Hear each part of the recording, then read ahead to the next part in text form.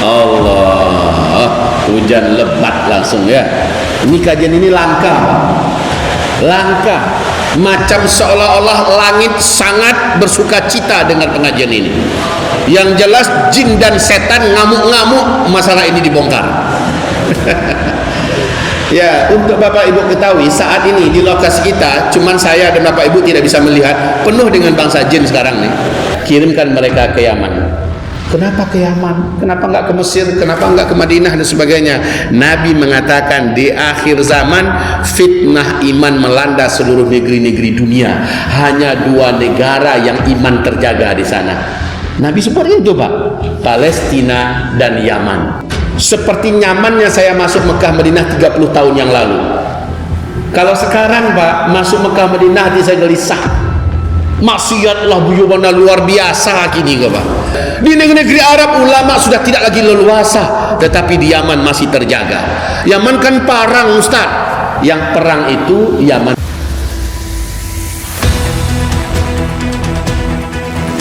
Alhamdulillah, wassalatu wassalamu ala Rasulillah sallallahu alaihi wasallam. La haula wa la quwwata illa billah. Rabbana shrah lana sudurana wa yassir lana umurana wahlul 'uqdatam min lisanina yafqahu qawlana. Allahumma arinal haqqa haqqan warzuqna ittiba'ah wa arinal batila batilan warzuqna ijtinabah.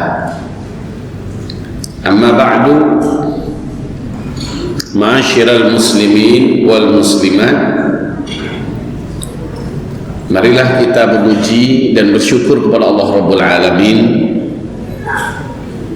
dengan mengucapkan kalimat berikut ini: alhamdulillah bi ni'matihi tatimmus salihah. Segala pujian hanyalah untuk Allah. Dengan dan berkat nikmatnya kita semua dapat melakukan amalan-amalan yang saleh. Setelah itu, Bapak Ibu, kita sampaikan salam serta salawat kita untuk Habibillah Sayyidil Anbiya wal Mursalin Sayyidina Muhammadin sallallahu alaihi wasallam. Bapak-bapak dan ibu-ibu, semoga amal ibadah sholat isya berjamaah kita tadi diterima oleh Allah. Zikir kita, sholat sunat kita, serta doa kita semoga diijabah oleh Allah. Amin ya rabbal alamin. Judul tema kita pada malam hari ini sesuai dengan pamflet yang ada di halaman: sebaik-baik hamba di sisi Allah Subhanahu wa ta'ala. Bapak-bapak dan ibu-ibu yang kami muliakan, Allah menciptakan hamba hanya 3 jenis. Yang pertama, para malaikat. Mereka tidak punya nafsu dan hasrat. Mereka tidak bisa diganggu dan digoda oleh setan, nafsu dan hasrat. Mereka mengerjakan semua yang Allah perintahkan tanpa sedikit pun menolak, membangkang, membantah keberatan. Dan mereka tidak pernah bosan menyembah Allah Subhanahu wa ta'ala. Ada malaikat yang diperintahkan sejak diciptakan sujud terus sampai sekarang, dan sampai hari kiamat mereka tidak pernah mengangkat kepalanya dari sujud. Ada malaikat yang ditugaskan merawat udara, menjaga angin dan sebagainya. Itu saja kerjaannya. Ada yang ditugaskan berzikir sampai hari kiamat tak pernah berhenti berzikir. Mereka tidak lelah, mereka tidak mengantuk, mereka tidak bosan, dan mereka tidak pernah bisa digoda. Jelas makhluk atau hamba yang semacam ini tidak perlu menjadi bahan ceramah dan diskusi kita. Tapi jenis kedua dari hamba Allah, dan dia adalah peringkat kedua yang Allah ciptakan setelah malaikat, bangsa jin. Bangsa jin. Bangsa jin ini Allah firmankan, wa ma khalaqtul jinna, baru wal insa, jin. Nah, di sini baru masuk dalam bidang pembahasan kita. Bangsa jin Allah ciptakan sebelum manusia. Mereka duluan yang menghuni bumi ini, Pak. Waktu itu jasad fisik mereka masih kasar seperti kita. Mereka yang membuat peradaban. Kalau seandainya Bapak Ibu menemukan peradaban kuno yang ditemukan sekian ribu, sekian ratus ribu, sekian juta tahun, itu diisi oleh bangsa jin. Mereka cerdas, pintar, agresif, tetapi brutal. Kalau dalam Al-Quran Allah sebutkan bangsa jin ini hobi perang, suka menumpahkan darah, dan mereka memiliki kekuatan serta kemajuan teknologi yang Allah sebutkan dalam Al-Quran jauh lebih maju daripada kita. Tapi sayangnya hobi mereka membunuh, membantai, menumpahkan darah, tidak patuh pada Allah Subhanahu wa ta'ala. Setiap kali Allah utus para nabi dan rasul dari bangsa jin, pasti dibunuh mereka, Pak. Jadi bangsa jin ini paling anti dengan para nabi dan rasul yang dikirim oleh Allah. Mereka bantai, mereka bunuh. Pada klimaksnya Allah berfirman kepada seluruh malaikat, inni ja'ilun fil ardi khalifah. Saya berencana ingin menggantikan siapa yang bisa hidup memakmurkan bumi sambil menyembah aku. Bangsa jin yang ada di muka bumi terancam. Nah, saat itu wahai Bapak Ibu, ada satu orang jin yang sangat taat. Jin ini diceritakan oleh Syekh Al-Hafiz Ibnu Katsir di dalam kitab Tafsir Al-Quranil Azim, bahwa bangsa jin yang sangat soleh dan taat itu diangkat oleh Allah derajatnya selevel dengan para malaikat, dan jin itu dinamakan dengan Azazil. Saat Allah perintahkan, "Hei malaikat, turun ke bumi." Jadi Allah punya malaikat khusus perang, Pak. Di dalam surat Ali Imran Allah menyebutkan ada malaikat yang tugasnya hanya perang.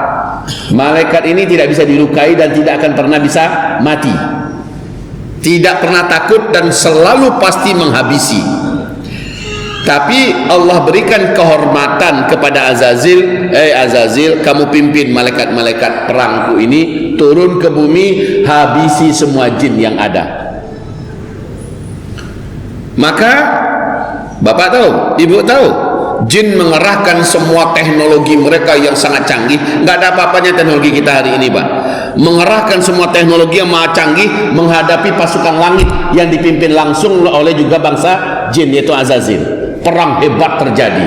Cuma malaikat ini nggak mempan peluru, nggak bisa dilukai, nggak pernah kena lelah, siang malam perang tanpa berhenti. Kalau jin karena manusia biasa, ada hawa nafsunya, ada lelahnya, ada ngantuknya, dan pada akhirnya ada takutnya. Singkat cerita, Allah memberikan instruksi dari langit, Azazil, pimpin malaikat perangku, habisi semua jin yang ada di dunia. Biarkan tersisa hidup khusus jin-jin sipil yang lari ke hutan-hutan, yang lari ke gunung-gunung, yang lari ke lembah-lembah, yang lari ke pulau-pulau, yang sembunyi di gua-gua, ya, biarkan mereka hidup, nggak usah diburu. Walau terasa berat ini perintah, karena yang harus dihabisi adalah bangsa jin. Azazil, sami'na wa ata'na. Turun, pimpin malaikat, habis semuanya, Pak. Ini sisa-sisa peradaban kuno yang masih ada yang ditemukan. Demi Allah, itulah peradaban bangsa jin sekarang. Kalau nggak ada Al-Quran bercerita, mungkin nggak akan terbongkar fakta dan rahasia besar ini. Tapi Al-Quran menceritakan ini, ya. Setelah selesai, wahai Bapak Ibu, kembalilah malaikat-malaikat tempur ini ke langit di bawah pimpinan Azazil, laporan pada Allah, misi selesai. Sejak itu, wahai Bapak Ibu, tempat yang saya sebutkan tadi adalah tempat-tempat di mana peradaban jin paling banyak hari ini. Hutan-hutan, pulau-pulau, lembah-lembah, gunung-gunung, apalagi tadi, gua-gua, gurun-gurun Sahara, dan tengah-tengah laut. Ini menjadi tempat peradaban mereka. Makanya Nabi mengajarkan kita, kalau masuk daerah ini baca ini, kalau masuk daerah ini baca ini, agar kamu Allah jaga, agar Allah turunkan para bala tentaranya dari kalangan malaikat melindungi kamu, karena tempat-tempat itu adalah markasnya setan. Jadi maaf Pak, banyak mahasiswa-mahasiswi kita itu pencinta alam, pendaki gunung, apalah namanya, sementara mereka tidak berbekalkan ilmu pengetahuan dari langit. Akhirnya banyak yang hilang, banyak yang mati, banyak yang kesurupan dan sebagainya. Betul Pak ya? Karena mereka tidak berbekalkan ilmu dari Allah. Singkat cerita, selesai misi itu, Allah Subhanahu wa ta'ala berfirman, aku akan ciptakan makhluk baru yang akan menyembahku di muka bumi. Aku sebut dengan manusia, basyaran atau insan. Di sini Azazil menunjukkan protesnya, tetapi dengan cara tidak langsung kepada Allah, namun dia bisikin malaikat-malaikat yang ada, dan disuruhnya malaikat yang ngomong kepada Allah. Apa kata Azazil?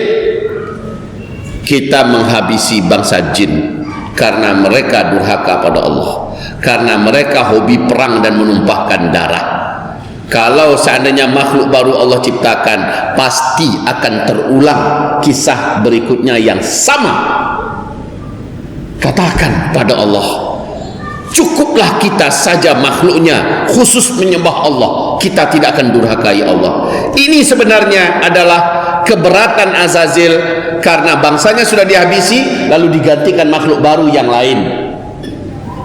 Oleh malaikat dengan lugu mereka menjawab, qalu ataj'alu fiha man yufsidu fiha wa yasfikud dima. Mereka berkata, ya Allah, nanti hasilnya jangan-jangan bakalan akan sama. Ya Allah, kau ciptakan makhluk baru untuk menyembahmu di muka bumi, hasilnya akan terulang seperti yang dibuat oleh makhluk sebelumnya, menumpahkan darah di mana-mana. Engkau dimaksiati ya Allah, tidak ada yang akan menyembahmu. Maka Allah berfirman, qala inni a'lamu ma la ta'lamun. Allah berfirman, sesungguhnya ilmu saya jauh melebihi apa-apa yang kamu tidak ketahui. Lalu Allah ciptakan Adam Pak dari tanah liat. Azazil menyaksikan proses penciptaan itu. Tanah liat, hitam, kotor di bawah yang biasanya dilalui dan diinjak-injak. Dari situ diambil saripatinya, diciptakan Adam dari situ. Tin min sulalatin min tin. Setelah itu berbentuk makhluk baru, dan hebatnya makhluk ini teramat sangat sempurna. Allah firmankan, walaqad khalaqnal insana fi ahsani taqwim. Kami menciptakan manusia dalam bentuk yang paling sempurna. Sementara makhluk apapun saja dibandingkan dengan manusia, manusia sempurna. Dari rambut sampai ke ujung kuku sempurna. Bandingkan dengan hewan apa saja, dengan makhluk apa saja, termasuk dengan bangsa jin sendiri. Jauh kita ini sempurna. Kedengkian hidup dan menyala dalam dada Azazil. Sudahlah bentuknya sempurna, fungsinya juga luar biasa, kecerdasannya juga minta ampun, dan Allah memasukkan informasi yang begitu luas tentang alam semesta, mulai dari yang kecil sampai kepada yang besar, kepada Adam. Jadi bangsa jin karena sudah ribuan atau ratusan ribu atau mungkin jutaan tahun hidup, sehingga pengetahuan mereka luas. Adam hanya dalam satu ciptaan baru saja jadi, langsung lengkap semua informasi itu. Fa'allama Adam al-asma'a kullaha. Allah ajarkan segala-galanya kepada Adam, segala-galanya. Ini apa, namanya apa, fungsinya apa, kalau digabung dengan ini jadi apa, lalu kegunaannya apa, ini bahayanya apa, diajarkan hanya dalam satu kali kun fayakun. Begitu Pak, langsung Adam memiliki informasi yang tidak terbatas. Masya Allah. Lalu setelah itu Allah Maha tahu ya, dalam dada para malaikat nggak ada masalah, tapi dalam dada Azazil ada masalah. Sekarang dipanggil oleh Allah seluruh malaikat, Azazil juga termasuk. Ayo tes. Dites oleh Allah, banyak yang berguguran. Adam mampu bertahan. Tesnya apa? Kayak cerdas cermat gitu loh Pak. Ya kayak cerdas cermat, dites, semuanya berguguran, tak mampu jawab. Adam menjawab dengan benar, dengan jelas, dengan tepat, dengan lugas dan vulgar, jelas sekali rinciannya, betul-betul mudah dipahami. Tambah besar kedengkian dalam dada Azazil. Sudahlah bentuk sangat sempurna, kemudian cerdas, ilmunya luas tak terbatas. Satu-satunya titik kelemahan Adam ini adalah dia diciptakan dari tanah liat. Nah, dari unsur materi dia melihat. Sementara iblis, maaf ya, Azazil yang dia diciptakan dari unsur api, melihat api lebih terhormat. Maaf, nanti ketika seluruh malaikat disuruh sujud oleh Allah kepada Adam, termasuk Azazil, Azazil sendiri yang tidak mau. Sementara Adam tidak minta untuk agar dia disujudi. Adam sebagai manusia tahu hanya Allah yang berhak untuk disujudi. Tapi karena Allah yang perintahkan sujud kepada Adam, Adam terpaksa diam. Sementara si Azazil berkata tidak. Ketika Allah perintahkan, wa idza qulna lil malaikati isjudu li adama fasajadu illa iblis. Kami perintahkan kepada seluruh malaikat, termasuk si Azazil tadi, sujudlah kamu kepada Adam. Seluruh malaikat spontan sujud Pak, tidak pakai mikir-mikir, tidak pakai musyawarah dulu dalam menjalankan perintah, tidak pakai kumpulkan suara dulu. Ini kita jalankan enggak nih? Ini ada perintah dari langit, perintah Allah. Enggak pakai kayak gitu. Lah kalau ada makhluk pada hari ini pakai ngumpulkan pendapat dulu, jajak pendapat dan sebagainya untuk menjalankan perintah Allah, Masya Allah, na'udzubillah ya. Jadi sujud mereka semuanya spontan, illa iblis. Siapa iblis itu? Dialah Azazil tadi. Paham ya Pak ya? Dialah Azazil tadi. Langsung Allah beri dia nama baru, status baru. Statusnya kafir, namanya iblis. Lalu Allah perintahkan iblis, panggil, kenapa kamu gak mau sujud? Ini kan saya yang berikan order, saya yang perintah. Jawaban iblis adalah khalaqtani min nar wa khalaqtahu min tin.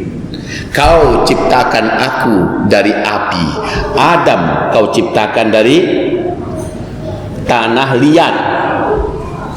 Coba yang benar aja ya Allah, perintahmu ini enggak masuk akal. Coba akalnya mencoba untuk mengungguli perintah Allah Subhanahu wa taala. Dan dia berkata, ya Allah, kau tidak bijaksana. Aku yang kau ciptakan dari api, Adam kau ciptakan dari tanah liat. Sekarang api mau sujud kepada tanah, ini enggak masuk akal. Saya lebih senior, ya, saya lebih teruji.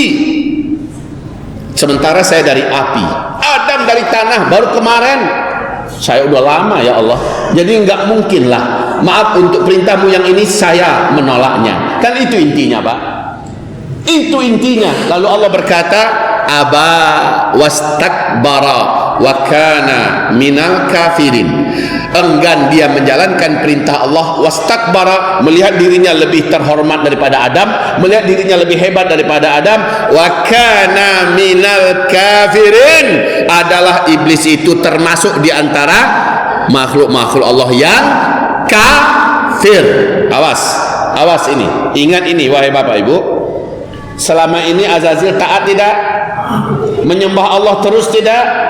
Ya, tapi ketika ada satu saja perintah Allah yang iblis terang-terangan menampakkan keberatannya dan tidak mau menjalankannya, Allah lupakan semua ketaatannya masa lalu.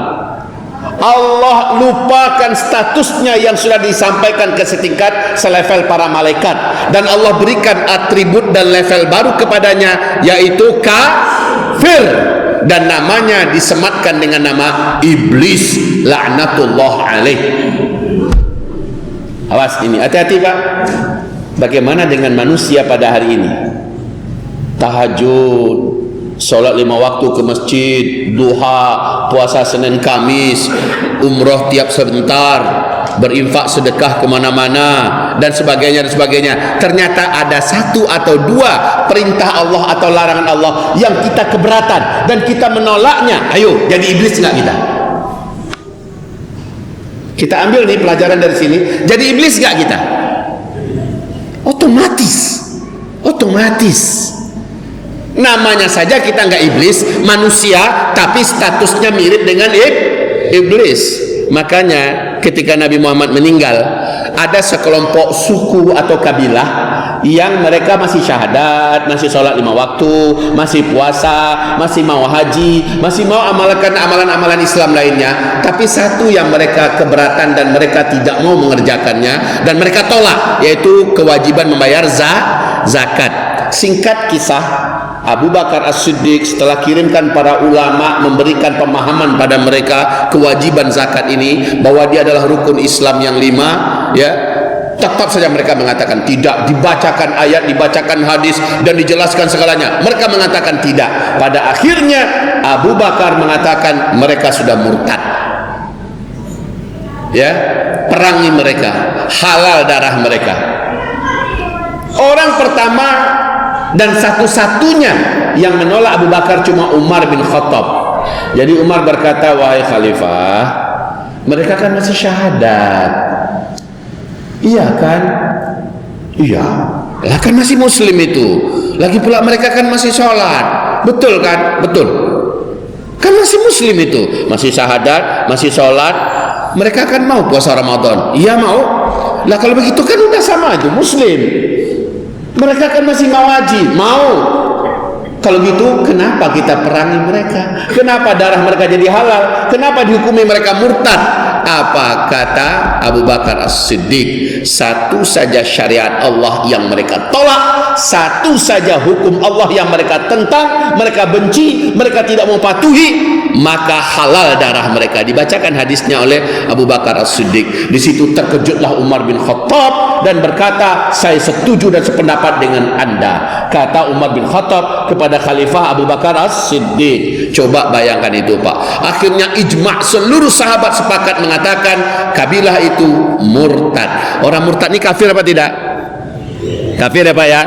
Baik kaum muslimin, ini pelajaran saja Pak. Ini kita flashback sejarah, ambil pelajaran singkat karena tema kita sebaik-baik hamba di sisi Allah. kan gitu kan. Makanya saya perlu ceritakan dulu dari mana, siapa saja yang hamba itu. Baik, iblis sebelumnya hamba Allah apa bukan? Hamba Allah ya. Tapi setelah dia menentang Allah, apakah Allah masih menganggap dia sebagai hamba? Tidak, dia sudah menjadi hamba hawa nafsunya. Oh, kalau gitu iblis ada punya hawa nafsu? Iblis kan bangsa jin. Jin dan manusia sama-sama punya nafsu. Dan nafsu itu kata Allah dalam Al-Quran, innan nafsa la'ammaratun bisu. Sesungguhnya nafsu selalu menyuruh kepada yang buruk-buruk, yang jelek-jelek, yang jahat-jahat.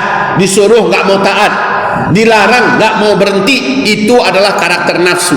Maaf Pak Ibu, apakah iblis dan setan bisa digoda nggak oleh jin? Apakah iblis punya setan sendiri pula dari bangsa yang lain? Tidak. Setan-setan yang ada itu siapa? Jin juga. Jadi ketika Azazil diusir keluar dari surga sampai di bumi, dia pengaruhi jin-jin yang masih hidup, yang terus berkembang biak. Dia pengaruhi, lalu diajak berbaiat kepadanya. Diajak untuk bersekutu dan membuat pasukan sendiri. Maka setan adalah seluruh jin yang menyatakan kafir kepada Allah. Setan adalah seluruh jin yang bergabung dengan kerajaan iblis. Dia menjadi setan. Maaf ini kalau bahasa kita PNS-nya iblis. Itu setan semua itu. Tapi masih jin, iblis jin, setan jin, dan semuanya yang tersisa di luar PNS yang gabung dengan iblis tetap saja namanya jin. Ada jin fasik, ada jin preman, ada jin taat, ada jin soleh. Itu ada Pak. Oke, karena pengajian kita bukan tentang masalah alam jin. Kalau Bapak mau, sampai subuh saya bongkar alam jin ini. Kalau Bapak Ibu mau ya, kita buka daurah khusus 1 malam suntuk membongkar alam jin. Kalau Bapak Ibu mau, saya hobi membicarakan itu, dan itu adalah bahagian daripada yang sudah saya dalami pengetahuannya. Sebatas yang Allah berikan, saya bisa sampaikan kepada Bapak Ibu. Tapi kan bukan itu tema kita. Tema kita sebaik-baik hamba di sisi Allah. Itu tema kita kan? Mana dia? Ya sudah, itu udah kurang lebih. Jadi wahai Bapak Ibu yang kami muliakan, apakah iblis bisa digoda oleh setan? Tidak. Apakah setan sendiri bisa digoda oleh setan yang lebih halus darinya? Tidak. Karena makhluk Allah yang berakal, yang disuruh menyembah Allah cuma 3 jenis: malaikat, jin, dan manusia. Biar Bapak paham. Lalu Ustadz, Buya, bagaimana dengan makhluk kuntilanak? Bagaimana makhluk siluman, makhluk peri, dedemit, wewe gombel, gundurwo, sontoloyo, apalagi nah? Sebutkan nama-nama yang lain Pak. Bagaimana dengan makhluk-makhluk itu? Antu penasaran, roh gentayangan dan sebagainya. Jawabannya adalah semua yang Bapak kenal dengan sebutan ghost, bahasa Arabnya ghaul, ya, yaitu adalah hantu setan, semuanya adalah jin. Titik. Nggak ada yang lain Pak. Jin.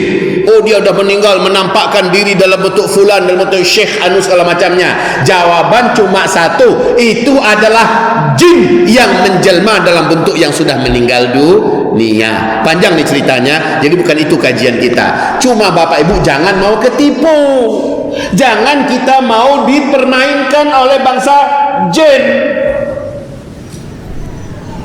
Makanya ketika Syekh Abdul Qadir Al-Jailani, ya, pernah kenal dengan nama ini Bapak Ibu? Syekh Abdul Qadir Al-Jailani, saat beliau sedang tahajud, tiba-tiba turun cahaya dari langit, menampakkan sosok yang mengeluarkan cahaya dari tubuhnya. Jubahnya putih, jenggotnya bersih putih bercahaya, ya. Dia menggunakan pakaian kehormatan, mengeluarkan cahaya putih semuanya. Dan dengan singkat sosok ini berkata, engkau sudah menembus batasmu, Aku adalah Rabbmu, Tuhanmu yang selama ini engkau sembah. Makammu dengan aku telah meninggalkan makam manusia keseluruhannya. Tidak ada lagi kewajiban syariat bagimu. Engkau berbuat taat, engkau berbuat maksiat, engkau tetap kekasih yang aku cintai. Tidak ada lagi kaitan engkau dengan syariat. Mendengarkan itu, langsung saja Syekh Abdul Qadir Al-Jailani mengambil segenggam pasir, karena orang dulu Pak belum ada dicor-cor semen kayak gini ya. Masjid Nabi saja masih pakai tanah dan pasir ya Pak ya, sehingga kalau hujan lebat, kata para sahabat, sampai-sampai kening kami dan hidung kami serta tapak tangan, lutut semuanya bergelimbang dengan lumpur. Itu saking bertanah berpasirnya. Nah wahai Bapak Ibu, diambilnya pasir, langsung dibacakan, enyah kamu wahai syaitan yang terlaknat, pergi kamu, bismillah, Allahu Akbar, menjerit berangkat. Jadi gayanya gaya-gaya Rabbul Alamin, gaya-gaya Tuhan pakai cahaya-cahaya ya, dilempar pakai pasir, bismillah, Allahu Akbar, menjerit, sok-sok mengatakan saya Tuhan yang kamu sembah ya, kamu sudah menembus batas, makammu dengan aku sudah tidak ada lagi jarak ya, engkau sudah tidak lagi terkena oleh syariat yang selama ini aku wajibkan pada hamba-hambaku. Engkau buat dosa, engkau buat ketaatan, nggak ada lagi ngaruh antara hubungan kamu dengan aku. Mendengarkan itu langsung diusir tagaknya. Allah, hujan lebat langsung ya. Ini kajian ini langka, langka, macam seolah-olah langit sangat bersuka cita dengan pengajian ini. Yang jelas jin dan setan ngamuk-ngamuk masalah ini dibongkar.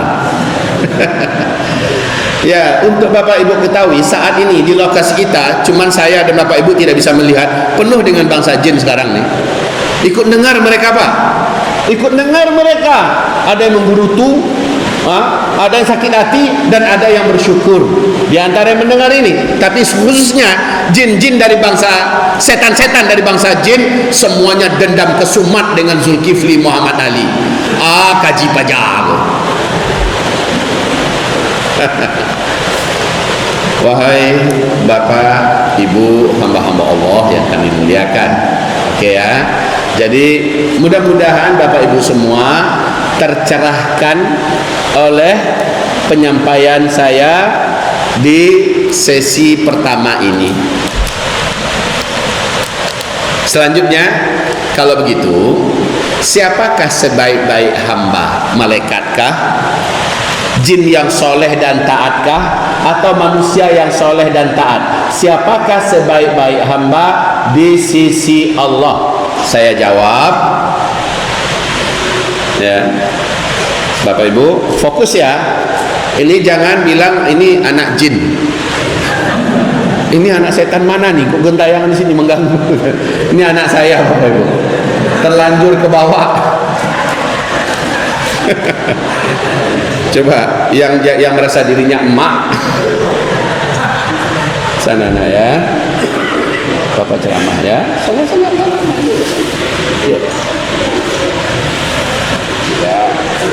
ya. Kadang-kadang kan bisa aja itu anak jin dari mana.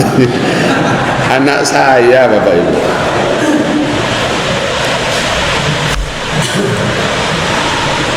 Sampai di mana kita barusan? Sampai di anak jin ya. Ya. Mana sebaik-baik hamba di sisi Allah? Baik.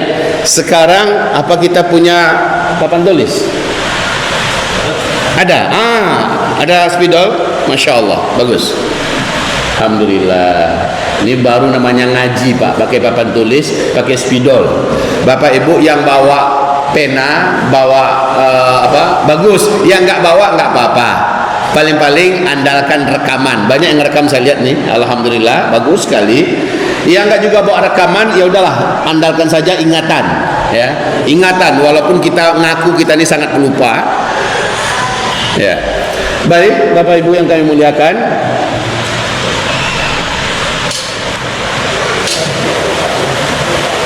Nah, ini pelajaran bahasa Arab nih nampaknya. Hadzal rajulu tajirun. Laki-laki ini adalah seorang pedagang, kan gitu kan?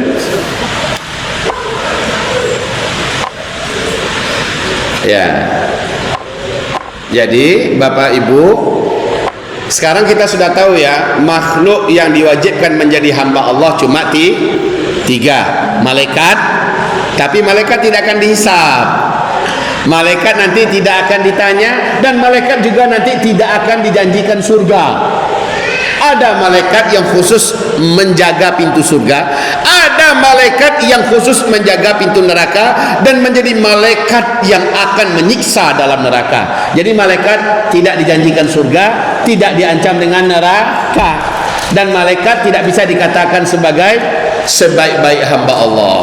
Kenapa? Karena mereka tidak bisa digoda, mereka tidak punya nafsu, dan mereka sangat taat, mereka tidak punya ambisi. Malaikat selesai. Pembahasan tentang malaikat tidak akan masuk dalam pembahasan sebaik-baik hamba Allah Subhanahu wa ta'ala. Kalau begitu, yang kita kaji sebagai hamba sekarang adalah jin dan manusia.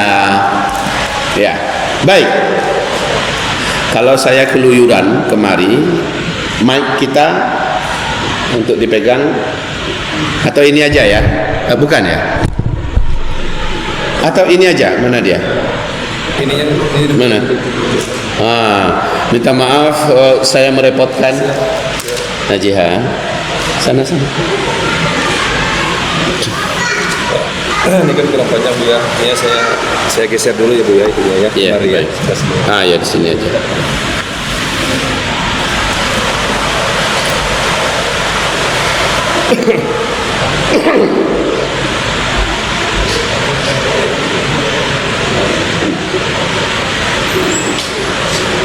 Ya, bismillah.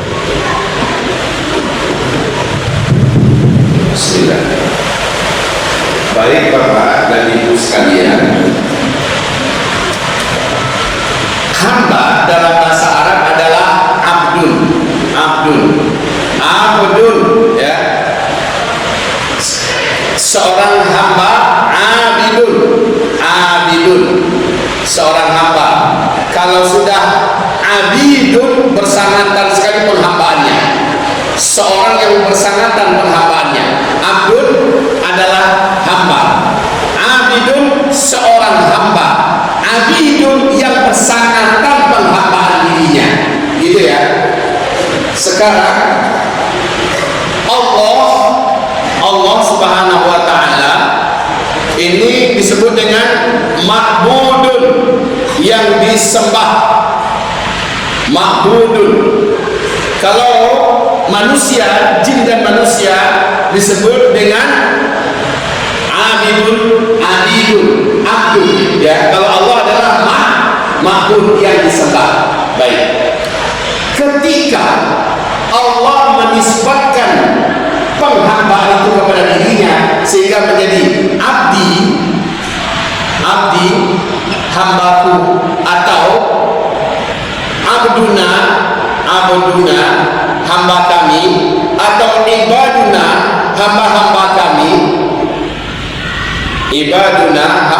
kami, maka ini yang dimaksud adalah pengakuan Allah bahwa orang ini betul-betul hambanya. Allah mengakui dia betul-betul hambanya. Kebanyakan kita merasa diri kita hamba Allah, tapi Allah tidak mengakui, ya. Sementara kalau Allah sudah mengatakan abduna, ibaduna, ibadi, maka pertanda pengakuan langsung dari Allah orang ini memang hambanya. Contoh, subhanalladzi asra bi'abdihi lailan minal masjidil haram ilal masjidil aqsa. Subhanalladzi asra bi'abdihi, maha suci Allah yang memperjalankan hambanya. Allah berikan pengakuan kepada orang itu, dia adalah hamba Allah. Sementara di ayat yang lain Allah ada menyebutkan istilah abadus syaitan atau abadatut taghut. penyembah-penyembah setan, penyembah-penyembah tauhid. Ada juga diistilahkan dengan penyembah hawa nafsu.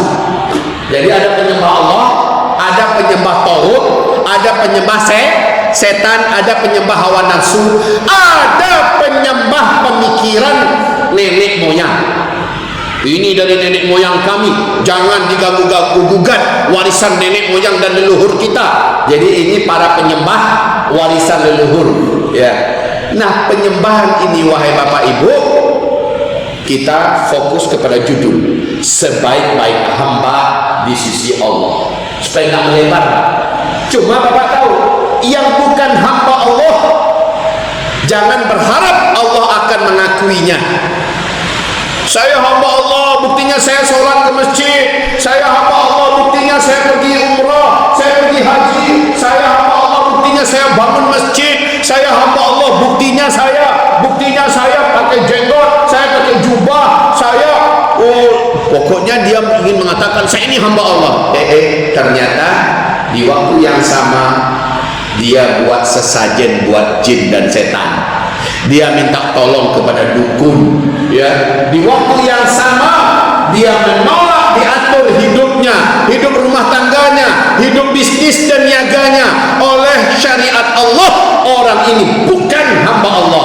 Tidak sedikit ayat dan hadis yang menyebutkan itu.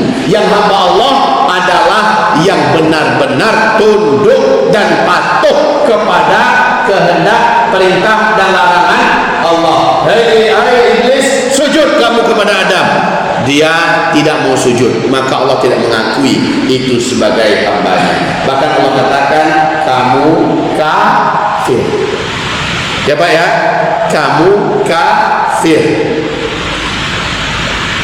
Sekarang siapakah sebaik-baik hamba Allah dari bangsa jin? Jawaban saya, bangsa jin atau bangsa manusia yang paling baik di sisi Allah Subhanahu wa ta'ala satu saja, yang paling bertakwa. Cuma jenis orangnya beda-beda. Setelah Allah ciptakan Nabi Adam, masih ada nggak Nabi dan Rasul dari bangsa jin? Tidak ada lagi. Tidak ada lagi. Nabi dan Rasul dari bangsa jin hanya ada sebelum Adam Allah ciptakan. Tadi kan Bapak sudah dengarkan pengajian kita bahwa ternyata para Nabi dan Rasul dari bangsa jin yang dikirimkan untuk bangsa jin dibantai mereka. Kan udah diuraikan tadi ya. Dibunuh oleh mereka, ditumpahkan darahnya, ditangkap, disiksa dan dianiaya dan sebagainya. Tapi setelah Allah habisi bangsa jin, Allah ciptakan Adam, maka para nabi dan rasul hanya dari bangsa manusia saja. Setelah itu seluruh jin yang ada di alam semesta ini wajib mengikuti dan mematuhi semua ajaran yang dibawa oleh para nabi dan rasul. Begitu Pak. Jadi nabi dan rasul bangsa jin sudah tidak ada. Tapi adakah ulama dari bangsa jin? Ada.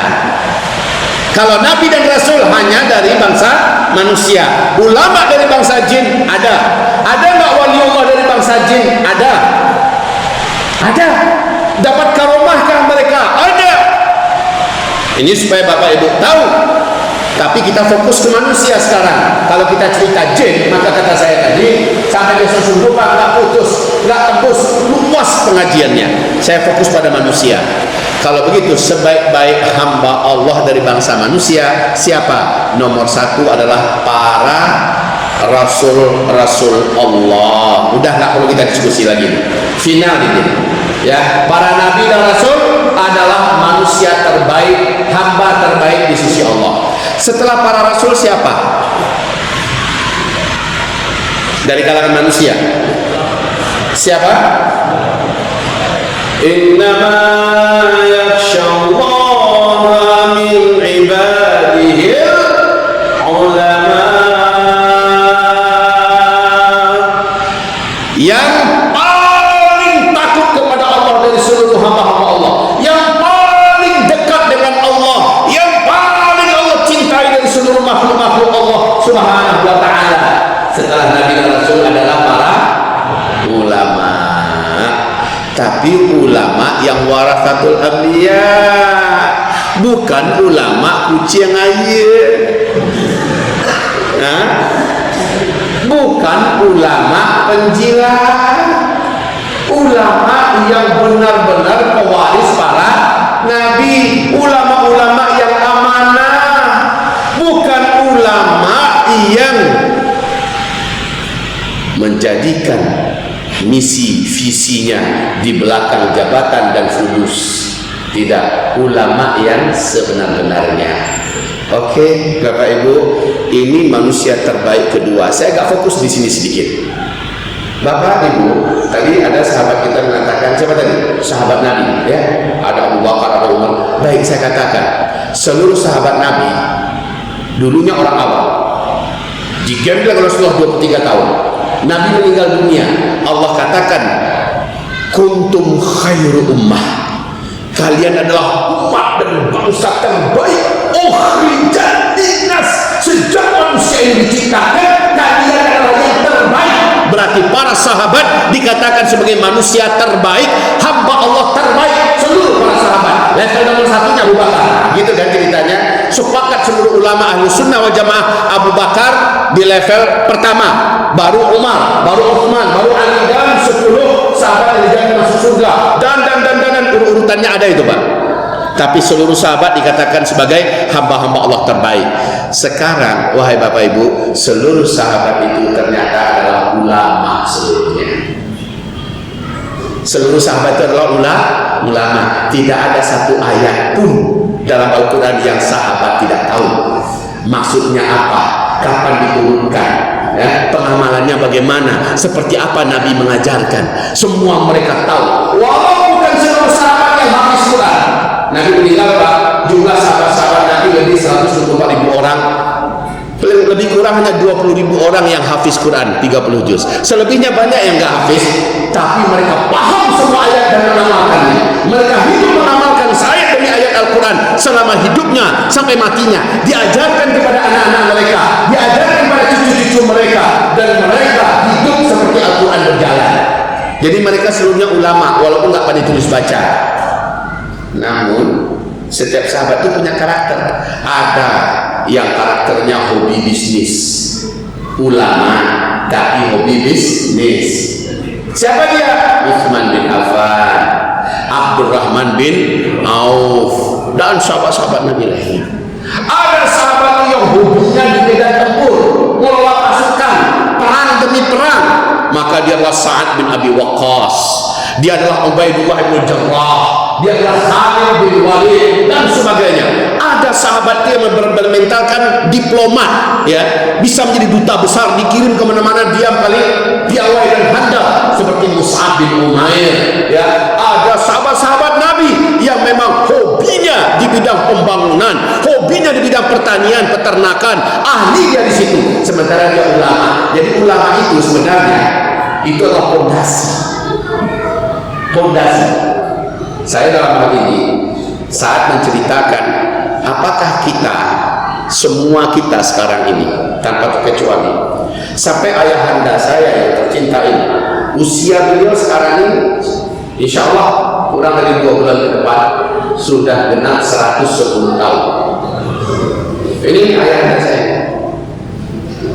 Beliau, Bapak Ibu semua, kita yang ada dalam ruangan ini, apakah Bapak Ibu sampai hari ini sudah pernah menamatkan memahami Al-Quran 30 juz apa belum? Dari Al-Fatihah sampai An-Nas. Kita nggak wajib loh ya menghafal Al-Quran. Menghafal Al-Quran itu hanya dihasung, diberi motivasi dan semangat, diberikan pahala dan ganjaran yang hebat. Yang diwajibkan apa? Memahami Al-Quran, mempelajari ayat demi ayatnya, lalu mengamalkannya, baru berikutnya mengajarkannya. Nah, di bab mengajarkannya itu fardu kifayah, enggak fardu ain. Ya fardu ain memahami. Setiap kita wajib memahami ayat, mengilmui maksudnya apa, lalu mengamalkannya, ini fardu ain. Tapi di tahap mengajarkan, mendakwakan menjadi fardu kifayah. Kalau sudah ada satu kelompok yang melakukannya, semua yang lain tidak melakukan tidak berdosa. Itu fardu kifayah. Sama yang menghafal Quran nggak wajib, tapi nggak wajib fardu ain ya, tapi hanya fardu kifayah. Kalau ada satu kelompok yang menghafal Quran 20 juz, maka semua yang tidak menghafal Quran tidak berdosa. Selama ada ya, itu fardu kifayah. Tapi kalau fardu ain, setiap orang wajib. Jadi yang wajib itu apa? Memahami, mendalami, mentadaburi, mengilmui dan mengamalkan Al-Quran 30 juz. Kalau itu, kalau kami sudah memahami semuanya, kami bisa dikatakan ulama. Ulama yang pedagang, ulama yang petani, ulama yang dokter, ulama yang diplomat, ulama yang ulama, bisa kita dikatakan ulama. Karena ulama itu orang yang berilmu dengan isi Al-Quran. Orang yang dikatakan ulama yang berilmu dengan hadis-hadis Nabi, walaupun kehidupan sehari-harinya ada yang di bidang-bidang yang lain. Paham sampai di sini Bapak Ibu? Nah, kenapa para sahabat dikatakan khairul ummah, manusia terbaik, hamba terbaik? Bahkan lalu seluruh para sahabat, seluruh para tabi'in, imam mazhab yang 4, seluruh para ahli hadis mengatakan sebaik-baik hamba Allah di muka bumi yang wajib kita tiru adalah para sahabat Nabi. Sahabat Nabi ada yang pedagang, ada, tapi ulama. Itu loh Pak ya. Sahabat Nabi ada nggak yang PNS? Ada. Kayak Abu Bakar tuh PNS itu Pak, presidennya, khalifahnya, ya. Tapi dia ulama. Gitu loh Pak ya. Dari setiap sahabat, walaupun nggak pandai tulis baca, bahkan sekelas Bilal bin Rabah, mantan budak yang profesinya adalah azan, juga buruh kasar di pasar, tukang angkat-angkat barang, tapi dia ulama. Baik Bapak Ibu, sampai di sini ulama itu adalah pondasi hamba. Pondasi hamba. Nanti ada yang tugasnya bagian dakwah, macam saya maju ke mimbar, diundang-undang, buat daurah, buat kajian, buat tabligh akbar dan sebagainya. Ada yang buka pesantren, ada, ini namanya fardu kifayah. Fardu kifayah. Baik, sekarang saya tanya balik. Kalau itu manusia terbaik, hamba terbaik dari hamba-hamba Allah siapa setelah Nabi dan Rasul? Siapa? Ulama. Contoh ideal para ulama siapa? Para sahabat. Ada nggak dalilnya dari Al-Quran bahwa kita wajib mencontoh mereka? Allah mengatakan mereka contoh ideal. Allah jamin kita sebagai hamba Allah yang terbaik di mata Allah. Allah jamin kita pasti akan selamat di dunia dan di akhirat. Allah jamin kita berhak mendapatkan gelar radhiyallahu anhu, Allah ridho kepadanya. Allah jamin kita pasti akan masuk surga, di surga yang tertinggi bersama dengan para nabi-nabi dan Rasulullah Muhammad SAW selama kita mengikut para sahabat. Ada nggak dalilnya itu dalam Al-Quran? Ada nggak dalilnya dalam Al-Quran? Ada apa? Surat At-Taubah, surat ke-9, ayat yang ke-100. Sampai kita Al-Quran terjemahannya ada. Kalau ada coba buka, kita dengarkan bersama-sama. Ada aplikasi HP-nya Al-Quran terjemahan, tolong dibacakan surat ke-9, surat Taubah ayat 100. Ini sampai ya, coba dibaca ya. Oke ini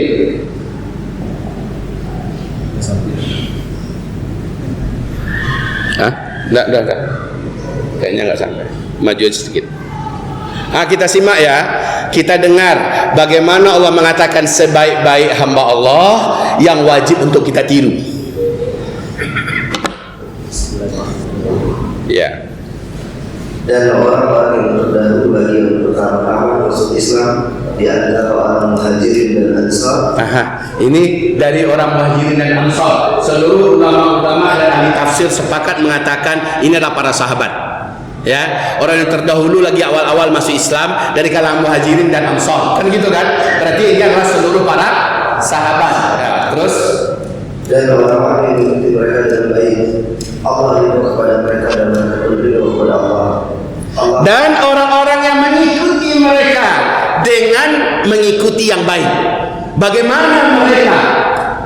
Mereka ada yang pedagang, mereka ada yang petani, mereka ada yang apa saja. tapi ilmu mereka, iman mereka, amal mereka. Ini siapa mengikuti para sahabat itu dengan mengikuti yang baik, Allah ridho pada mereka. Nama saudara siapa? Zainal Abidin. Zainal Abidin. Abu Bakar itu pakai radhiyallahu anhu kan? Pakai ya. Zainal Abidin radhiyallahu anhu. Bisa tidak? Bisa tidak? Kalau menurut ayat bisa. Syaratnya apa? Zainal Abidin tiru para sahabat Muhajirin Ansor dalam cara mereka beragama. Ya, dalam cara mereka hidup. Mereka pedagang ya. Mereka diplomat, mereka ahli politik, mereka apa saja, mereka semuanya berada dengan cara yang diajarkan Nabi Sallallahu Alaihi Wasallam. Mereka yang mengamalkan Quran, banyak itu mereka mengamalkan Quran sesuai dengan petunjuk Nabi. Amalkan Al-Quran sesuai petunjuk Nabi. Selesai. Kalau umat sekarang saya lihat pusing mereka dengan perbedaan-perbedaan pendapat, lalu sampai perang antara Wahabi dengan Aswaja, antara ya Allah ya Rabbi, padahal agama kita kiblat kita sama, Nabi kita sama, kitab suci kita sama, betul ya? Tapi sekarang ini sudah sibuk kayak aku bingung mau jadi, tinggal sudah sedikit perang lagi. Ya Allah ya Rabbi. Saya sekarang dalam bingung ini Pak. Zulkifli Maman itu Wahabi. Sementara orang Wahabi sendiri mengatakan saya, itu tuh orang tarekat, orang sufi. Lalu saya di mana? Saya di mana? Waktu saya ke Yaman kemarin ini, seorang ulama besar dunia, Syekh Habib Abu Bakar ya, Al-Aini meninggal dunia. Saya mendarat sore itu beliau meninggal dunia. Langsung besok paginya disolatkan dan dikuburkan di pusara. Singkatnya, saya datang ke kuburannya, ya. Kemudian saya berziarah ke sana. Pas hujan turun, dan itu langka terjadi di Yaman ada hujan Pak. Pas saya sedang di kuburan, saya dapatkan hujan turun. Sunahnya kalau hujan turun, angkat tangan, doa, saya doa langsung. Wah, ada yang muslim. Tuh kan kata orang Wahabi. Tuh kan kuburiyun itu satu ini. Wah, ya Allah, cepat sekali saya Indonesia. Di waktu yang sama, kawan-kawan kita mengatakan, Ustaz Zulkifli itu ada Wahabi. Saya ini mau pecah kepala saya. Saya ini sekarang di mana? Apa saya ini? Wahai Bapak Ibu, saya tidak pernah diajarkan untuk mengikuti kelompok mana saja. Yang saya ikuti adalah Rasulullah, Al-Quran dan Sunnah. Contoh saya para sahabat, imam mazhab yang 4, mazhab saya Imam Syafi'i. Tetapi imam-imam mazhab yang lain, siapa yang bilang mazhabnya? Saudara saya. Itu prinsip saya Pak. Saudara saya, mereka benar. Seperti saya juga insya Allah benar. Karena rujukan Imam Syafi'i seperti rujukan Imam Ahmad bin Hanbal, seperti rujukan Imam Abu Hanifah, seperti rujukan Imam Malik bin Anas, yaitu Al-Quran dan Sunnah. Hanya mereka berbeda dalam hal yang sifatnya furu', tapi dalam usul mereka sepakat dan mereka kompak. Makanya kemarin saya dengan nikmat Allah berangkat ke sana, ngantarkan kader, belajar lagi yang benar. Mereka sudah hafiz Al-Quran 30 juz semua yang saya antarkan kemarin. Dan ada 3 orang yang dapat sanad langsung di situ Pak. Alhamdulillah. Saya antarkan, saya langsung belajar bagaimana akidahnya Imam Syafi'i sampai tamat, sampai dapat sanad. Saya belajar bagaimana akidahnya generasi tabi'in sekelas Syekh Abu Bakar Abdullah bin Zubair Al-Humaidi, wafat tahun 219. Saya ambil kitabnya, saya dalami dengan para syekhnya, saya dapatkan sanad nyambung kepada Syekh Humaidi. Ya, saya belajar. Dan saya juga belajar tentang kitab Al-Bisyaratu wal Ittihaf dan seterusnya, langsung dapat sanad tertinggi. Saya dapatkan 3 sanad dalam 1 kali keberangkatan. Saya dalami pagi, petang, siang, malam, pagi, petang, siang, malam. Hari-hari di situ adalah hari ilmu, iman, amal, ilmu, iman, amal, ilmu, iman, amal. Dalam rangka apa? Saya mendapatkan pemahaman dari surah At-Taubah ayat 100 ini, yaitu mengikuti generasi dan hamba Allah terbaik di muka bumi. Gitu. Saya yakin Bapak Ibu semuanya minat dianggap sebagai hamba Allah yang terbaik. Saya yakin Bapak Ibu pengen mendapatkan surga yang tertinggi nanti, betul Pak ya? Betul Bu? Ada nggak Ibu yang surga paling bawah aja lah? Saya yakin kita semua minatnya sama. Kalau begitu, apa kata Syekh Hasan Al-Basri? Apa kata Abdullah bin Abbas? Siapa yang ingin mendapatkan surga tertinggi, siapa yang ingin mendapatkan posisinya sederajat dengan para nabi-nabi, jadilah mereka para penuntut ilmu, atau orang yang mengajarkan ilmu, para penuntut ilmu, orang yang mendengarkan ilmu. Antara tiga ini aja Pak. Saya ulangi, kalau Bapak ingin menjadi manusia yang tertinggi dan terbaik, jadilah para ulama yang mengajarkan ilmu. Atau yang kedua, jadilah orang yang belajar ilmu. Atau yang ketiga, jadilah orang yang suka mendengarkan ilmu. Kayak Bapak sekarang ini pengajian begini, levelnya ini level yang ketiga nih, level mendengarkan ilmu. Sementara kalau yang lebih khusus masuk ke pesantren, namanya muta'alim. Kalau yang gurunya alim, ulamanya disebut dengan alim ulama, kan gitu kan. Murid-murid yang belajar betul-betul bedah kitab kuning demi kitab kuning, menamatkan matan demi matan, ayat dan hadis dibaca, tafsirnya dikuasai dan sebagainya, ini namanya muta'alim. Sementara bapak ibu, makanya kata Imam Ahmad bin Hanbal, jadilah kamu alim. Kata Rasulullah ya, jadilah kamu orang yang alim. Kalau tak bisa, jadilah muta'alim. Kalau tak bisa, minimal jadilah mustami'an, orang yang mendengarkan ilmu. Kita sekarang ini mendengarkan ilmu. Supaya apa? Menjadi manusia terbaik. Bapak ibu, orang yang alim tidur dia. Sementara ada orang yang tidak alim beribadah tahajud. Semalam suntuk dia tahajud. Apa kata Rasulullah? Seorang yang alim sedang tertidur lebih ditakuti oleh setan daripada seorang hamba yang tidak berilmu sedang menyembah Allah dalam tahajud. Lebih ditakuti keluarnya nafas, dihirupnya nafas di sisi Allah. Kalau itu nafasnya orang yang alim, ulama, dianggap zikir dan ibadah. Allahu Akbar, Allahu Akbar. Orang alim. Rasulullah bersabda, setiap hari dari pagi sampai malam, dari malam sampai pagi, orang alim, seluruh semut yang bergerak di muka bumi, yang masuk keluar dari lubang ke lubang, seluruh ikan yang ada di laut, seluruh burung-burung yang berterbangan, berzikir dan berdoa kepada Allah untuk seluruh orang yang alim, orang yang berilmu. Itulah sebaik-baik hamba Allah. Kalau nggak bisa, jadilah yang kedua, muta'alim. Muta'alim enggak bisa juga, jadi yang ketiga mustami'. Baik, sekarang kita sudah tahu siapa sebaik hamba adalah ahli ilmu.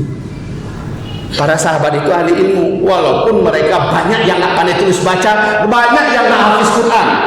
Ini sekarang yang heboh betul di tengah-tengah umat, bagus sih, bagus, adalah tahfiz Quran, ya kan?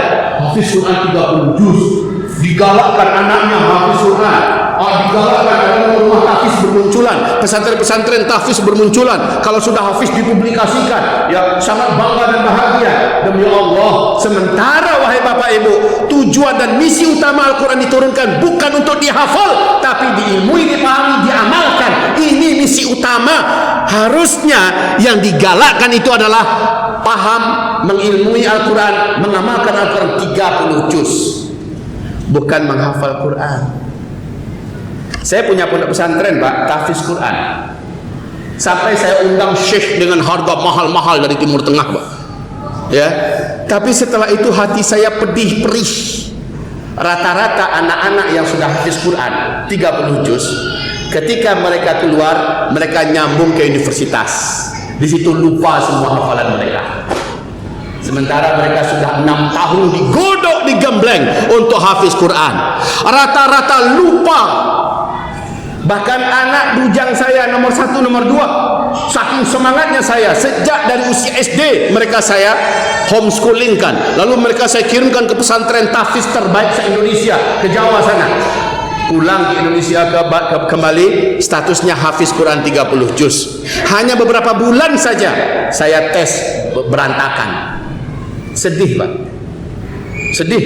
Walaupun setelah itu saya kawal kembali, saya kirimkan ke Timur Tengah, sekarang sudah dapat sanad. Semoga Allah jaga beliau, amin. Tapi masalahnya terlalu banyak, Pak. Mungkin dari 100 yang hafiz, 1-2 yang masih terjaga hafalannya. Sisanya hilang hafalan mereka. Jadi tujuan utama Al-Quran itu diturunkan bukan untuk dihafal, tapi untuk dipahami, diilmui dan diamalkan. Gitu. Makanya dalam Al-Quran, dalam hadis, khairukum man ta'allamal Qur'ana wa 'allamahu. Sebaik-baik kamu, hai hamba-hambaku, orang yang mempelajari isi-isi Al-Quran lalu mengajarkannya. Itu yang terbaik, bukan menghafal. Hadisnya khairukum man ta'allamal Qur'ana wa 'allamahu. Apa arti ta'allama? Mempelajari, mengilmui isi Al-Quran, lalu setelah berilmu mengamalkannya, wa 'allamahu, lalu mengajarkannya. Itu yang dilakukan para sahabat. Ini yang dilakukan para sahabat, mengilmui isi Al-Quran lalu mengamalkannya. Apa kata Abdullah bin Mas'ud?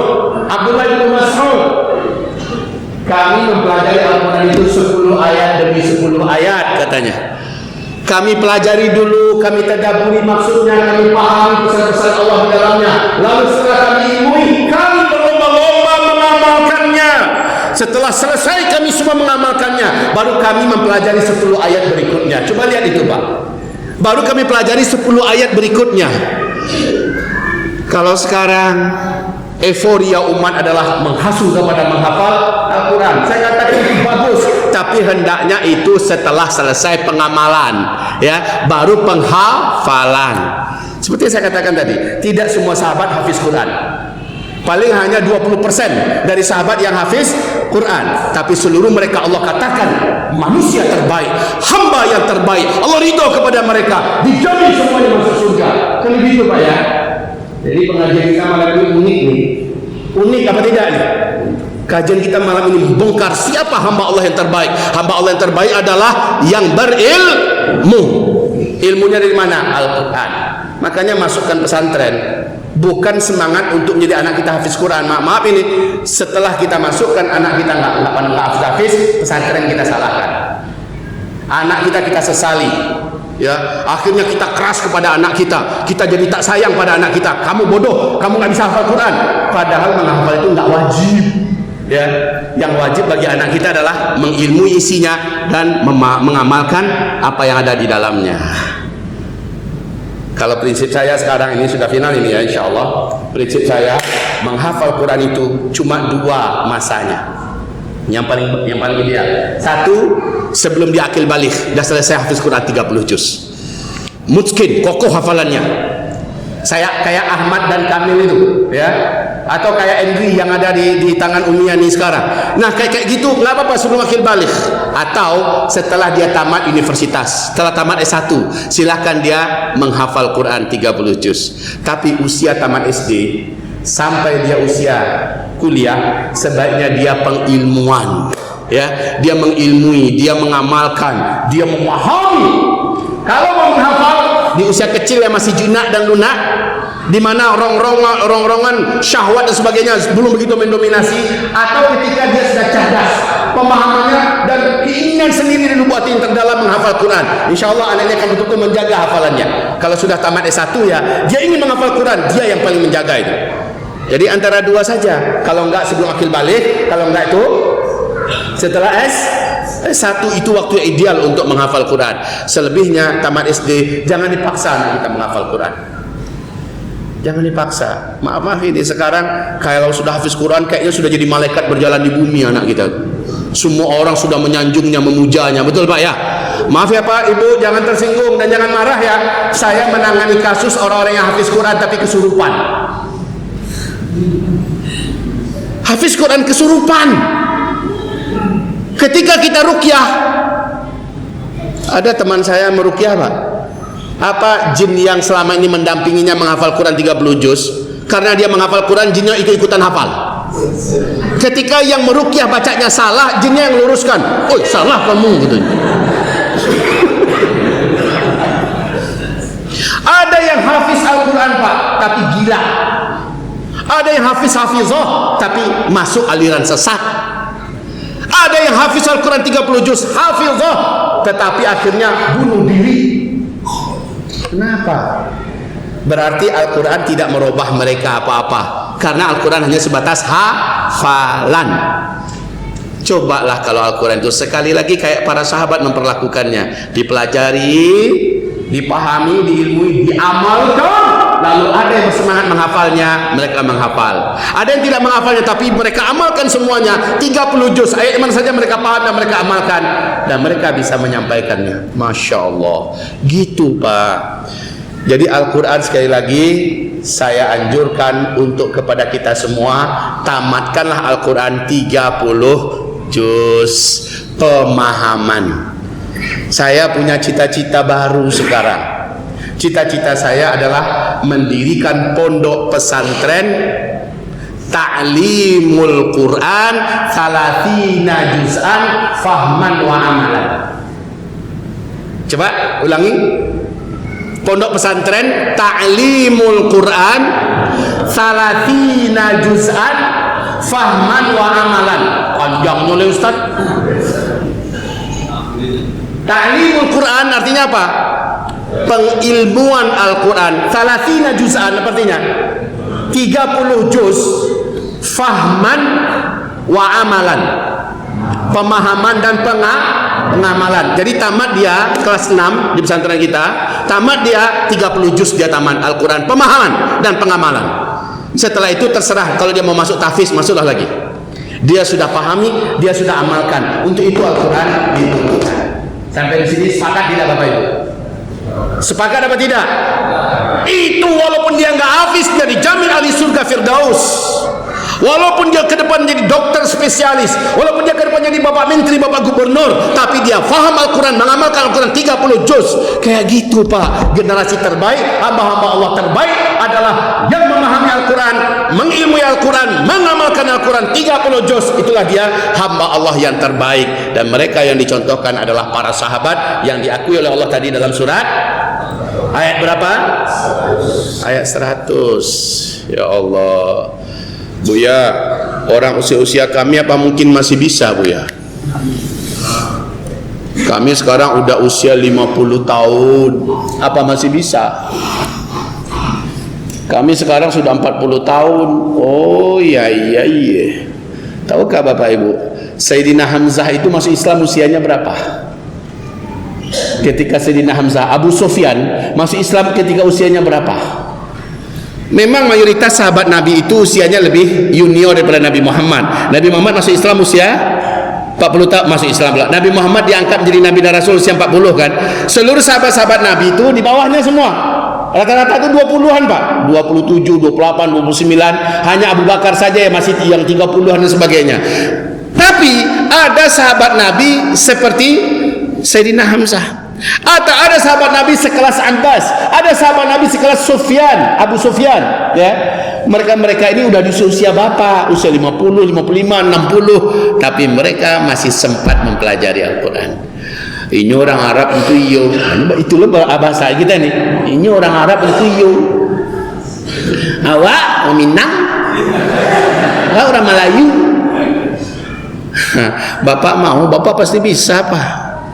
Asal Bapak mau, sediakan saja waktu Bapak. Saya mau tamatkan Al-Quran, pemahamannya, pengamalannya 30 juz. Oke, sediakan waktu. Bapak bisa sediakan waktu berapa dalam sehari? Sejam. Tapi rutin.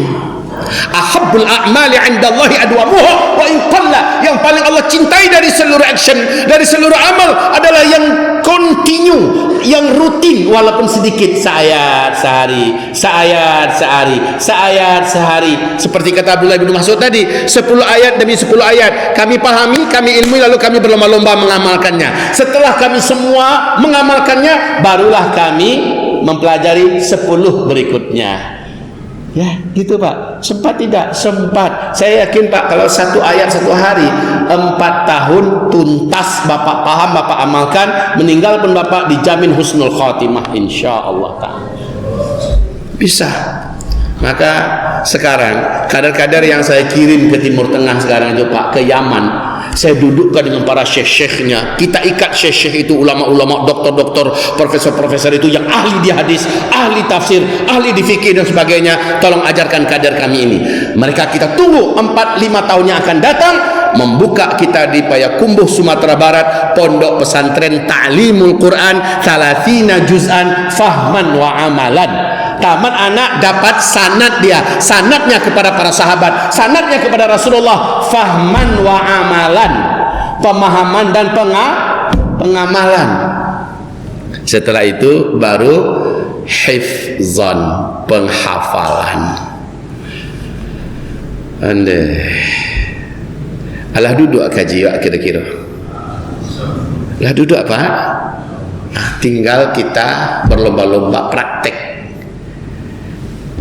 Siapa ulama yang bisa kita andalkan mengajarkan kita Al-Fatihah dari Bismillahirrahmanirrahim, Alhamdulillahirabbil alamin sampai min syarril waswasil khannas minal jinnati wan nas. Siapa kira-kira? Minta dengan resmi agar guru tersebut berkenan mendidik kita Al-Quran, tafsirnya seayat demi seayat, pemahaman dan pengamalannya seayat demi seayat. Gitu Pak.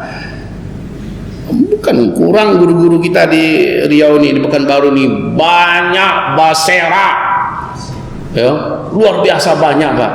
Yang saya secara pribadi dekat dengan beliau, salah satunya Dr. Mustafa Umar yang mengerti seluk-beluk tafsir Al-Quran. Ini salah satu ya, bukan satu-satunya. Oh, saya nggak setuju dengan beliau. Udah cari siapa yang Bapak setujui.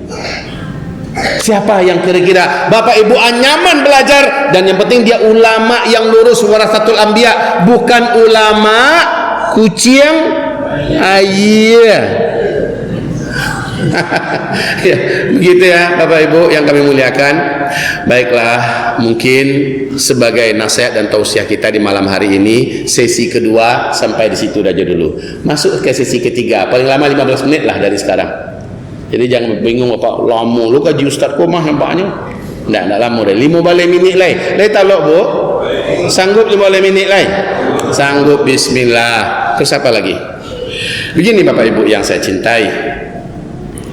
Waktu saya di Jakarta, ada seorang ibu yang memiliki kecerdasan dan kejeniusan yang luar biasa sehingga dijadikan tulang punggung perusahaan besar internasional Pak. Dia hatinya terbuka untuk fokus kepada Islam, lalu akhirnya dia pun mengkader generasi yang seluruhnya hafiz Al-Quran 30 juz. Ketika duduk dengan saya sampaikan materi ini kepada beliau dengan singkat, hanya dalam 25 menit atau 20 menit beliau pun terbuka hati dan pikirannya. Apa katanya? Kalau begitu saya harus mempersiapkan kader yang memahami Al-Quran 30 juz secara keilmuan dan pengamalan. Betul Bu, saya bilang. Lalu kepada siapa kami harus belajar? Ini masalahnya sekarang. Saya anjurkan beliau, Bu, gabung dengan Ustadz Bakhtiar Nasir. Beliau spesialis dan pakar di bidang tafsir Al-Quran 30 juz. Atau siapakah ulama-ulama yang lain seperti Ustaz Adi Hidayat? Ibu gabung, belajar dengan khusus ya. Kader-kader ibu kirimkan kepadanya. Tapi pengamalan Bu, karena sudah hafiz Quran semua ya. Oh kalau begitu kayaknya mereka udah sibuk semua Ustaz. Oke, kalau begitu ibu kirimkan anak-anak ibu semua yang orang-orang ini ada waktu itu 12 orang ya, sudah hafizah semua. Bahkan ada yang sudah dapat sanad ya, kirimkan mereka ke Yaman. Kenapa ke Yaman? Kenapa enggak ke Mesir? Kenapa enggak ke Madinah dan sebagainya? Nabi mengatakan di akhir zaman fitnah iman melanda seluruh negeri-negeri dunia. Hanya 2 negara yang iman terjaga di sana. Nabi sebut itu Pak, Palestina dan Yaman. Palestina dan Yaman. Saya berangkat ke sana. Ya Allah, suasana iman terjaga di Yaman itu Pak. Mulai dari subuh sampai kepada tidur malam, benar-benar terasa kayak zaman sahabat gitu. Perasaan saya ya Pak ya. Saya masuk ke Yaman itu seperti nyamannya saya masuk Mekah Madinah 30 tahun yang lalu.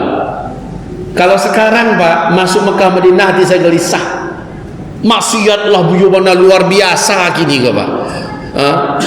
Tetapi saya masuk Yaman, senyaman saya masuk Baitul Maqdis, Masjidil Aqsa.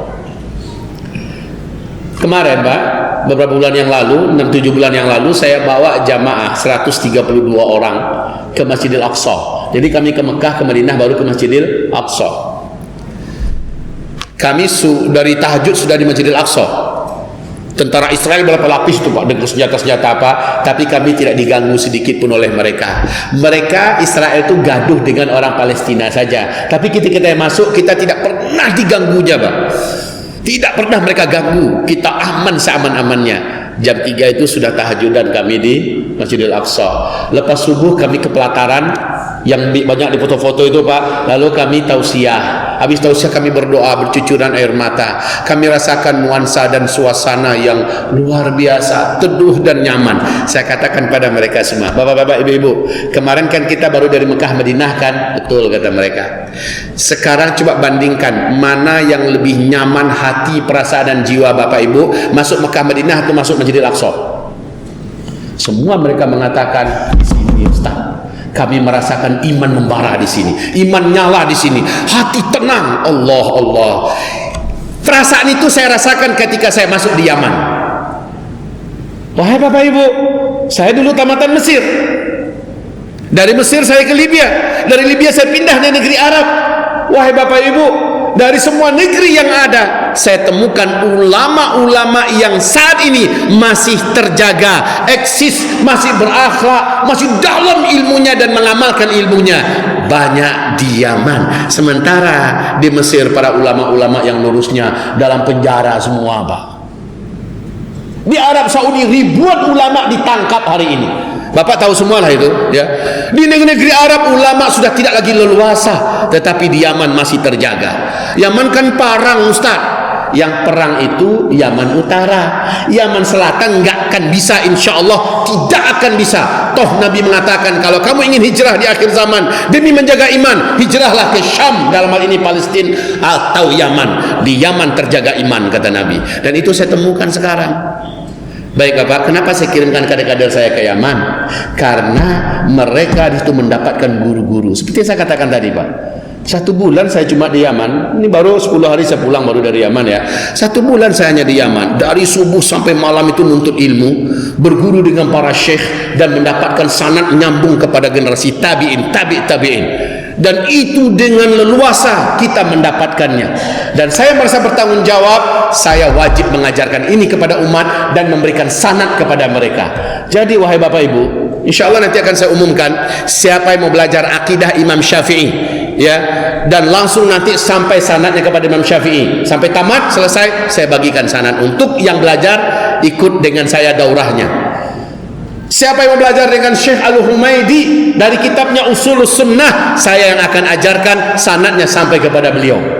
Karena kata para ulama, ilmu agama yang bersanad adalah agama itu sendiri. Tidak diakui keilmuan, tidak diakui pemahaman kalau tidak ada sanadnya kepada generasi para salafus soleh yang terdahulu. Begitu Bapak Ibu. Selanjutnya saya katakan pada ibu kita di Jakarta, kirim Bu ke Yaman. Alhamdulillah wahai Bapak Ibu yang kami muliakan, saya sudah mendahului mewakili orang-orang di Sumatera Barat ya, mengirimkan kader demi kader. Sekarang kader kita yang ada di Yaman jumlahnya 18 orang.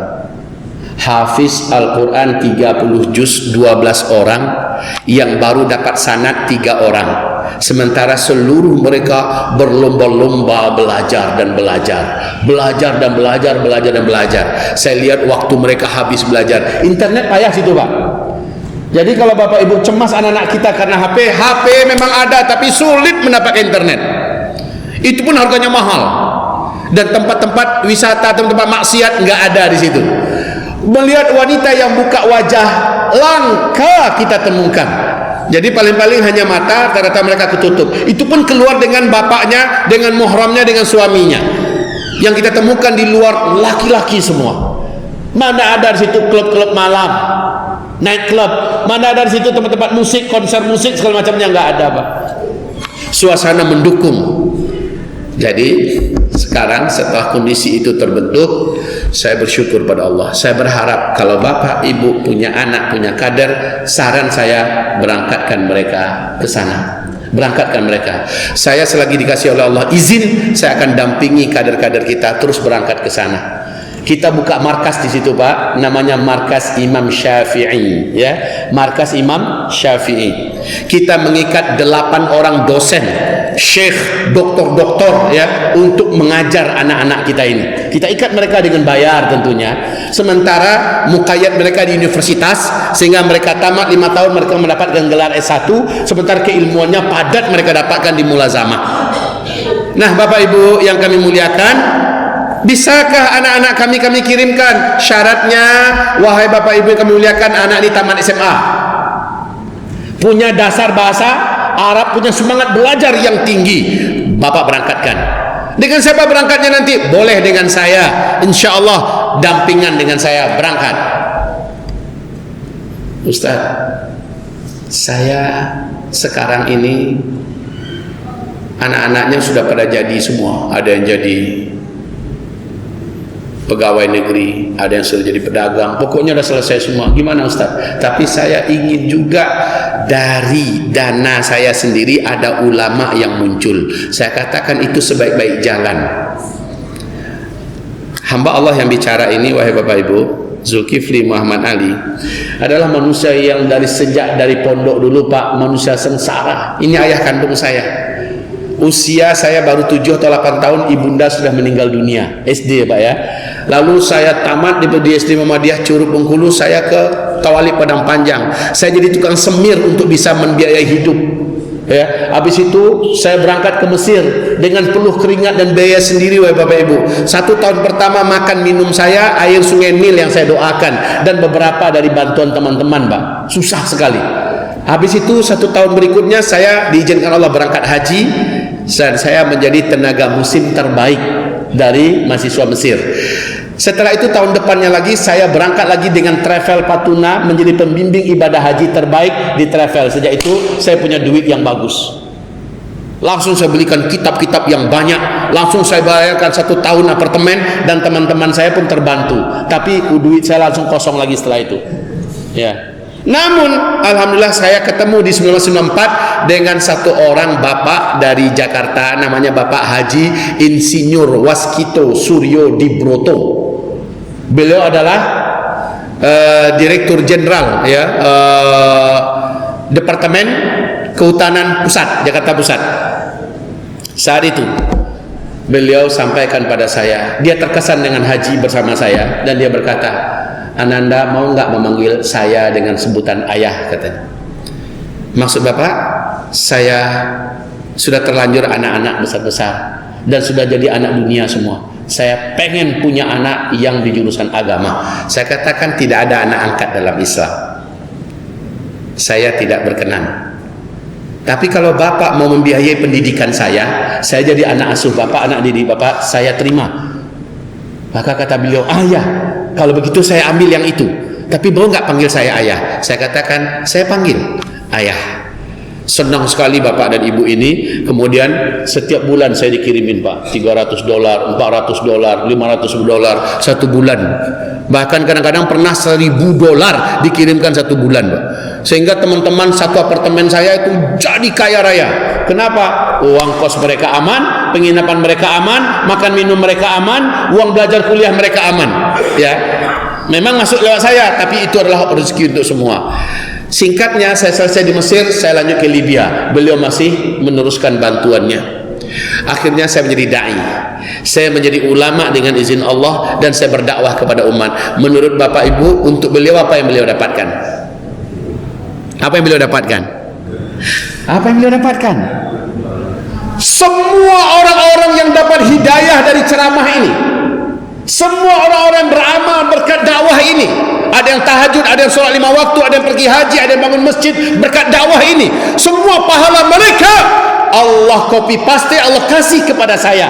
Dan semua pahala yang menumpuk pada diri saya, Allah copy paste, Allah antarkan sebanyak itu juga kepada beliau. Sampai kapan? Selama ilmu ini diamalkan oleh manusia. Allahu Akbar. Sekarang saya dirikan pesantren, berapa banyak pahala yang ada di pesantren ngalir ke beliau, tanpa mengurangi pahala untuk ayahanda kandung saya dan itu ibunda kandung saya, dan tanpa mengurangi pahala saya. Betapa jeniusnya beliau Pak.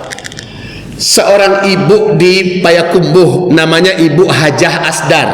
Dia termasuk orang terkaya di Payakumbuh. Dia mau berangkatkan pembantunya berangkat haji. Dia bertanya pada saya, Ustadz, kalau mak berangkatkan ini pergi haji, mak dapat pahala enggak? Saya katakan, kalau harta mak halal, kalau yang berangkat dengan ilmu dan dia kerjakan dengan ikhlas dengan sebaik-baiknya, insya Allah mak dapat pahalanya tanpa mengurangi pahala orang yang mak hajikan, insya Allah. Tapi mak, berapa biaya hajinya? Waktu itu beliau mengatakan, itu 2011 ya, saat itu 35 juta atau 40 juta ya, lebih kurang waktu itu. Tambah dengan keluarga yang ditinggalkan, berarti habislah 50 juta. Mak mau nggak dapat pahala? Bisa jadi ribuan orang haji, mak dapatkan pahalanya. Mak mau nggak dapatkan pahala orang yang berlomba-lomba bangun masjid, semua mereka ada pahalanya, mak dapatkan pahalanya. Mak mau nggak dapatkan pahala orang yang salat di mana-mana se-Indonesia, mak dapatkan pahalanya dengan uang 50 juta. Mau Ustaz, katanya. Saya katakan, mak, 50 juta itu mak berangkatkan satu orang anak yang cerdas dari kaum muslimin yang fakir miskin keluarganya, anaknya pintar semangat belajar, berangkat mak, pulang ke Indonesia LC S1 dai dia mak, lalu pulang-pulang jadi dai, jadi ustaz, jadi ulama, dia berdakwah. Demi Allah mak, banyak orang yang dengan dakwahnya pergi haji. Berapa mereka dapat pahala haji? Si ustaz dapat, mak dapatkan sebanyak mereka dapatkan dan sebanyak ustaz dapatkan. Kalau ada yang dengan dakwah ustaz ini, ada orang yang bangun masjid, ada yang bangun pesantren, ada segala macamnya, pahala mereka mak dapatkan sampai hari kiamat hanya dengan 50 juta. Jadi saya sampaikan begitu kepada mak ini. Akhirnya beliau mengatakan, mak ni Allah yang muda itu Ustaz, carikan mak surang, ya, carikan untuk mak satu orang yang akan mak biayai, katanya.